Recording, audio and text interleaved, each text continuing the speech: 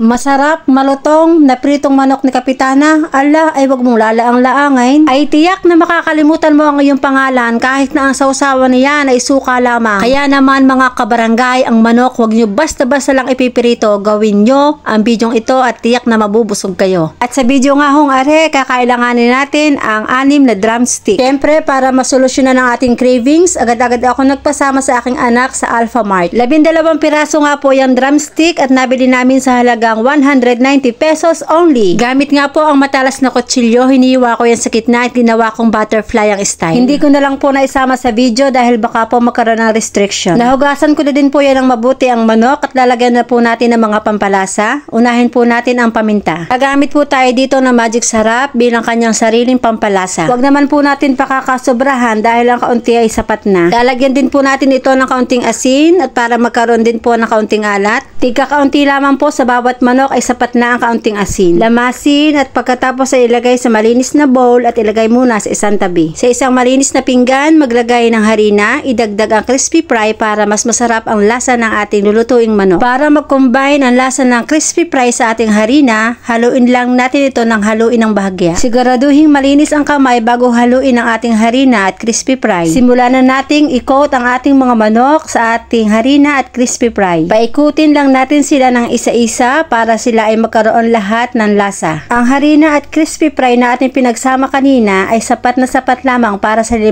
drumstick na ating lulutuin. Sigurado ako mga mami na magugustuhan din ito ng inyong mga chikiting sapagkat talaga namang napakasarap at napakalinamnam ng ating fried chicken na gagawin ngayon. Masarap na, pero abot kaya pa ng ating mga bulsa. Sa isang malinis namang bowl, magbaak tayo ng isang itlog. 2 egg yolk nga po ang nabili kong itlog, kaya naman medyo malaki ang isa. Ilagay natin ang ating mga manok dito at ating haluin ng haluin. Haluin lang natin ang haluin para lahat ay magkaroon ng itlog. So hayan, kitang-kita naman po natin na nagkasiya ang isang itlog sa 5 drumstick. Sa isang bowl naman, maglagay ng malamig na tubig at lagyan natin ito ng mga ice cube. Ilublob natin ng mga 5 seconds ang ating manok dito sa malamig na tubig. Kapag pala binasa natin ang ating chicken sa malamig na tubig, magkakaroon ito ng chance na talagang maging crunchy ang ating fried chicken. Yes, tama po, magiging more crunchy ang ating chicken na lulutuin. After natin siyang mailublob sa malamig na tubig, i-coat uli natin siya sa harina at sa ating crispy fry. Ulitin lang ng ulitin ang proseso hanggang sa matapos ang ating mga ginagawa. Kapag lahat ay nilagyan na, isantabi muna natin ang ating mga drumstick. Habang nakababad ang ating mga manok, magpait na tayo ng ating mantika. Dahang-dahang ilagay ang ating mga manok habang mainit na ang ating mantika sa kawali. Lutuin ito hanggang ang manok ay maging golden brown. Paalaala, dapat mahina lang ang ating apoy para hindi mabigla ang pagkakaluto o hindi masunog ang ating mga pinipritong mga manok. Kapag naluto na ang ating mga manok, hanguin ito ng dahan-dahan. Ilagay lamang ito sa salaan para maalis ang mga excess na mantika. Habang pinalalamig natin ang ating mga manok, gagawa muna naman tayo ngayon ng ating sausawan. Maglagay lamang ng suka sa isang bowl, lagyan ng sibuyas, 1 kutsarang asukal at ating haluin, 5 pirasong bawang na ginayat na sili, siling kinumpas ang aking inilagay sapagkat yan ang available sa aking ref. Huwag kakalimutan ang paminta sapagkat ito ang magbibigay ng matinding pampalasa. Okay na ang ating sausawan, haluin lang natin ng maayos. Pinatakan ko na rin ito ng ginayat na onion rings o yung dahon ng mga sibuyas para mas masarap at magandang tingnan. So, hayan na nga, ready na ang ating sausawan at aantayin na lang nating maluto ang ating mga manok. Muli tayo nagpainit ng mantika at inilagay muli natin ang ating mga manok. For the last time, ipipirito natin ang ating mga drumstick para mas masarap, mas malutong at mas malinamnam ang lasa ng